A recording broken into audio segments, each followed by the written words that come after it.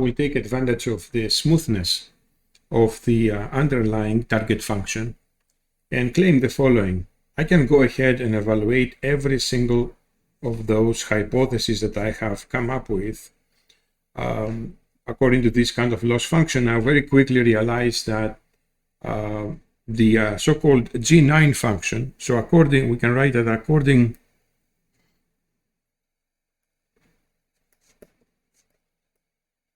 to the mean square error criterion, the G9 function offers to us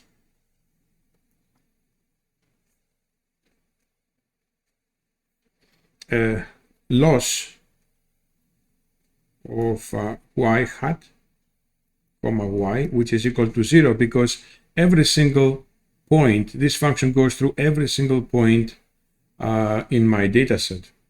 So this will actually be the best function according to this criterion, and this is basically what I will push to production to start making predictions according to my model.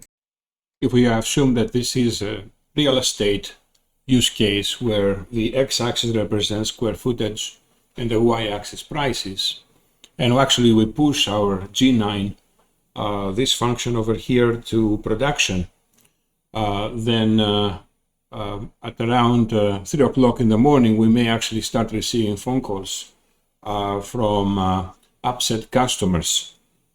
These companies have invested lots of money into real estate using our model, and they are not really happy at all with the prediction results. And so in this way, we can actually see the reason. I mean, I'm trying to explain why perhaps the G9 function, despite the fact that it was minimizing our mean square error, is not really the sort of a good hypothesis to push out this. So for example, take the point over here. In this point, which is the x nu, see exactly what our predictions are. According to this function G9, our prediction will actually be the y hat over here, and all of the other points that we have in this function, in our data set, are really far away from this predicted data point. So this is actually an indication of a condition called overfitting. So let me write this down. So the G9 of x comma w with these specific parameters will lead, however, to overfitting.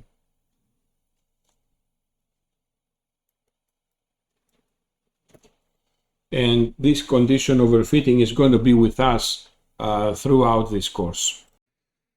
So overfitting is going to be a condition that is going to be fairly problematic. And in order for us to be able to address it, let us just start by introducing a new parameter. I will be calling this parameter capital M. And capital M will actually symbolize over here the maximum exponent that I have over here in my monomials. So for this specific hypothesis G0, capital M will be 0. For this, capital M will be 1, and so on. And for this will be capital M will be 9. And we'll be using this capital M as a proxy to what we'll be calling model complexity. And as you can understand, as the M is increasing, so as the number of parameters we have incorporated into the model, and overfitting basically is the a condition where we have put too many parameters into a model. So the questions now become, how are we going to be able to control these parameters in a semi-automatic way? First, we have to address how we detect overfitting, and secondly, how we can control it. So one way to address this overfitting is to detect this overfitting, that is to split our original kind of data into two parts, or three. but we'll use the first two initially. So the first part is the so-called training data set, the validation, and the so-called test data set. All right, so we will be using training and validation. So this part, both of these parts have typically labels.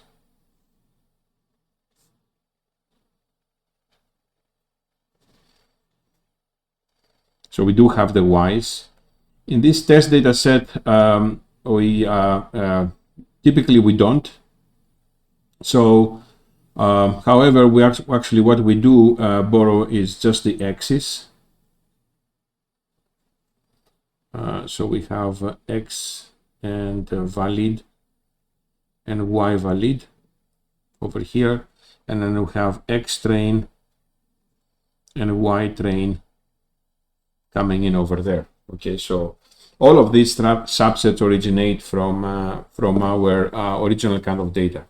All right, so the bottom line is the following. What we're trying actually to do is to use for training the model, which we'll see exactly how, using only one of the subsets, and then we will be sort of exercising the validation data set in order for us to produce the losses that are pretending that we have, these are the validation data, are the data we have never seen before. So while before we were doing training across the whole data set and we were sort of shipping the model over into a serving pipeline in order to be served, in this specific case, we will use only a subset of the data and serve the model just using the validation data. And actually, when we see there's some relationship between the training and validation losses, then we will be able to detect overfitting. And this is what we will do now. We will go back to our site, and as we discussed, these are various hypotheses. Each one of them will actually be able to give us some training loss and some kind of validation loss. Now, I should mention that in many textbooks, the validation, the test data set are being used interchangeably. So in this specific figure, what we have here as test is what I mentioned as validation, where we have labels. In order to produce any loss value, we do need the Ys. As we discussed, the loss value is obtained by comparing the Ys and the Y hats. The Y is the ground truth and our predictions. So what we have here is we are iterating over the model complexity.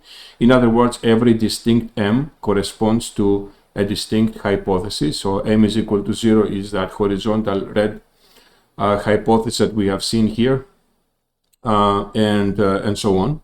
So we are iterating over, and actually we'll see that at this initial kind of state, we have yet another condition which was called underfitting. In the underfitting condition, we are not invest at all we are underrepresenting, if you like, the model complexity. So we are not really putting a lot of parameters into the problem, and we are sort of fitting that in that way. We have too simple of a hypothesis. And as the model complexity is increasing, we will go through a relatively kind of flat region over here in this specific example that is. And at some point, our G9 will actually offer to us a training loss, as we have seen, of 0. And the reason is that the hypothesis goes through all of the data points, the training kind of data points. However, at the same time, we are producing a validation loss. So for every model, we have now two losses. One is the training and the other the validation. The validation losses will actually be fairly close to the training losses. However, every time we have overfitting, we will exhibit a huge difference between training and validation. And it is really that difference that we'll be using for detecting the overfitting condition. It's straightforward actually to see why we have this kind of huge difference as we discussed in the G9 hypothesis. As you can see, other hypotheses, let's say for example, take the m is equal to 3 case, the red lines are actually predicting values of y hat, which are actually very close to the existing validation kind of data, and therefore the training and validation losses will actually be very similar.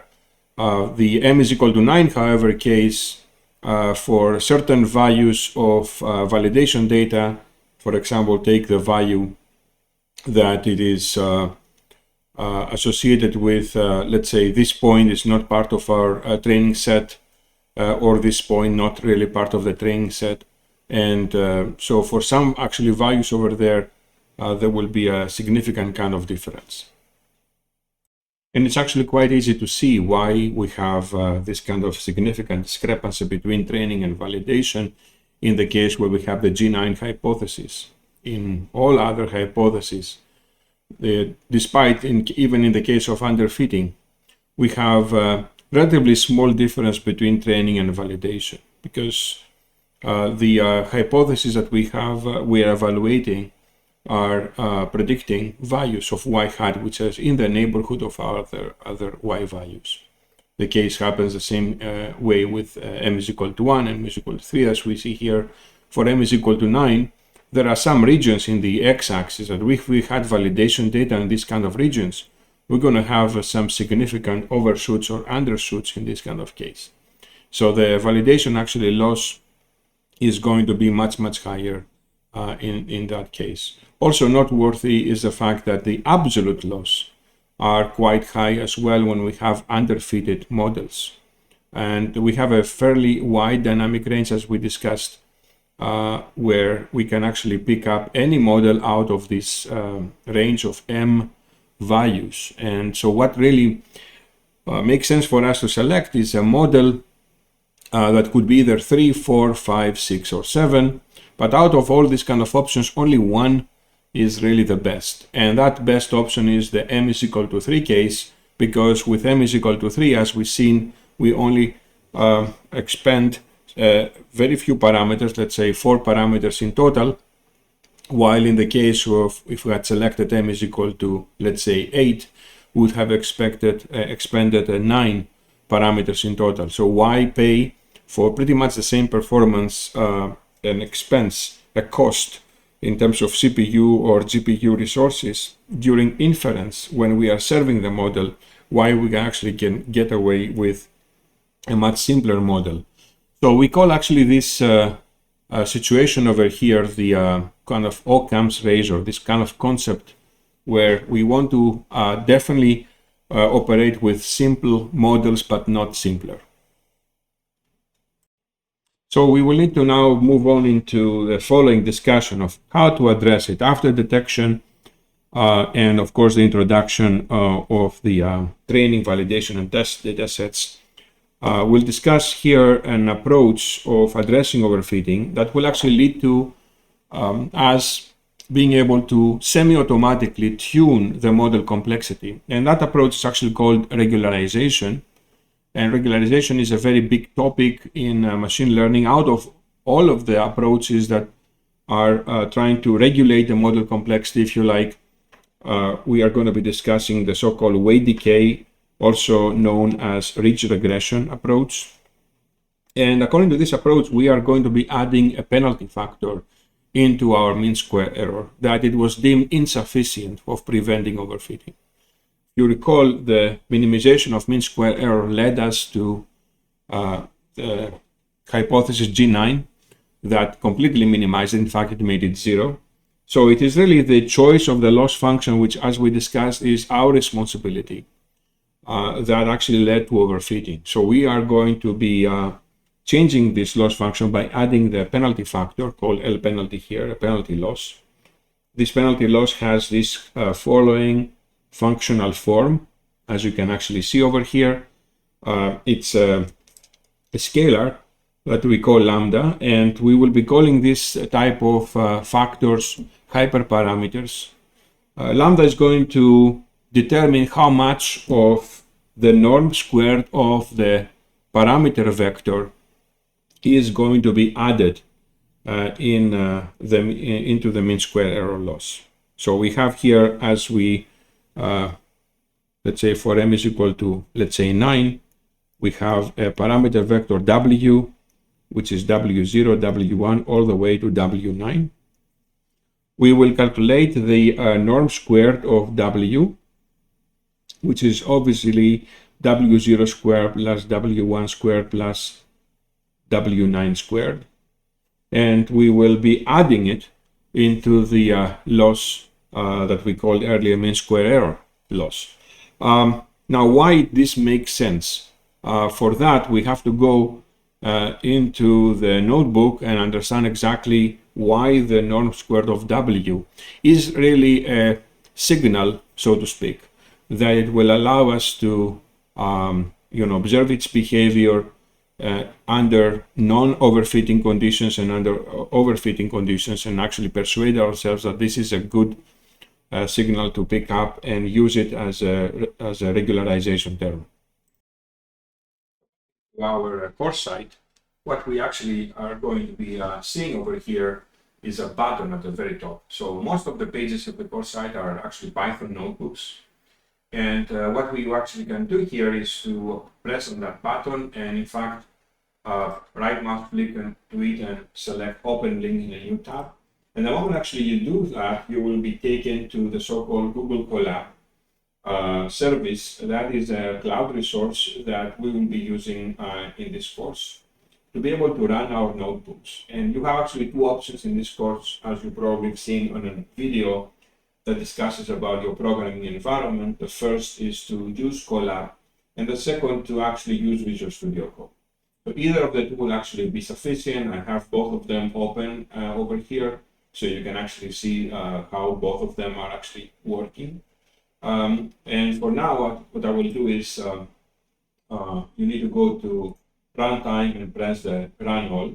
So it will actually execute all the cells of this notebook. It will install some packages, and you will go through this kind of notebook to answer the appending question. And the appending question is how did we determine that this norm squared of w is a suitable term to add in as a regularization, as a loss, as a penalty factor, as a penalty loss factor. So in this notebook we have functions. Evidently, we have the so-called create toy data set, which is creating our toy data set. We call it this sinusoidal data set, which is sort of representing an underlying relationship between x and y.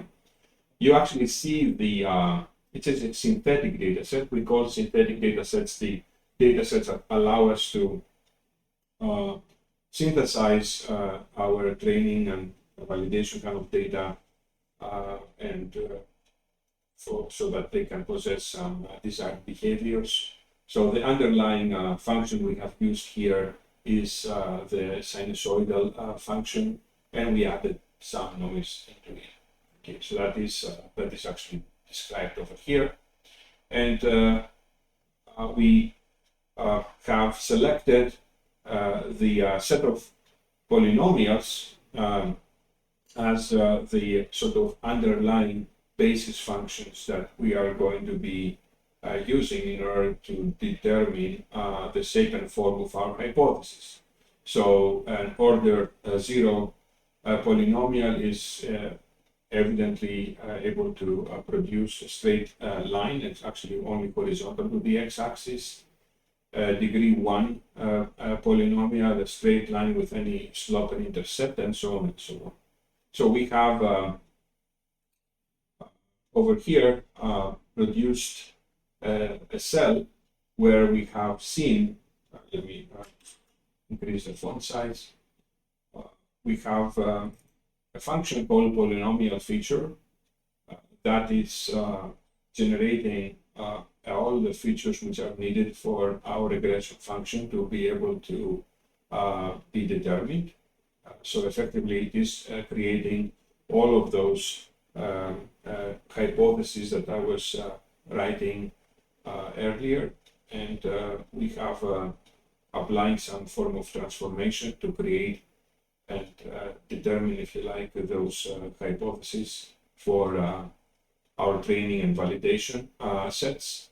And we're actually calling a function called linear regression that will determine the optimal set of parameters. We are not really interested at this point in time to explain how this optimal set of parameters have been determined. We will see that in a different kind of video. But for now, what we are interested to see is if we are to train the system using this hypothesis as an example, what kind of final hypothesis, therefore, W vectors we are able to produce at the output and of this process. And the graph over here is actually showing for mean square error what kind of W vector coefficients we are getting. We are getting some really small number of coefficients, and we are actually also getting some really high amplitude coefficients. So for in our attempt to actually fit kind of a hypothesis that goes through every single data point, we are actually making some really need to make some really significant swings into the coefficients of that kind of W vector. So our polynomial, which is evidently has these W coefficients as parameters, is going to sort of go through every single data point, and this is the reason why we have to make this kind of widely fluctuating W's as our coefficients. So let's change this kind of cell from m is equal to 9 to m is equal to 3. So for m is equal to 3, we have now the following. This is now our desired, our sort of produced W with a much smaller model complex. In other words, we see the dynamic range of the W's that we actually need is much smaller. And so in the case we have overfitting, our norm squared, in other words, is going to be huge. And in the case we have not an overfitting condition, let's say for n is equal to 3, our norm squared of W's is going to be much smaller. And this is the reason why we finally selected the W norm squared, the norm squared of W to be our required and desired signal. So it goes and possesses that kind of desired behavior, and this is what we will use next. So when we have the just and mean square error using this W vector, the one that it is possessing this kind of extremes, is going to result obviously into the shown overfitting hypothesis, final hypothesis. And what we have discussed earlier is to add the norm squared of W as a regularization term and adjusted by a scalar factor lambda. And what we need to discuss now is that if we do that, first of all, what we get. But before we do so, let's discuss something which has to do with the hyperparameter optimization, which is almost like you can treat it as an outer loop in this problem. Okay, so in the for every distinct value of lambda, we are picking up a penalty factor, we are adding it to the mean square error. And we're actually seeing the behavior of training and test. If you recall earlier, we had a huge gap between training and validation process. And this gap is very clearly seen over here when the log of lambda is actually a very small number, which means that the lambda is actually very close to 0. When lambda is very close to 0, we are back into the mean square error. So no surprises that this is going to be the case where we have some really big gap between test and validation loss. As we start to increase the lambda, we see that kind of gap shrinking. We have a pretty significant kind of dynamic range where the test and validation losses are close to each other, which, as we discussed, is the required outcome or the desired outcome. And then after we start increasing lambda perhaps too much, we are seeing some increase of our total loss, of our absolute loss.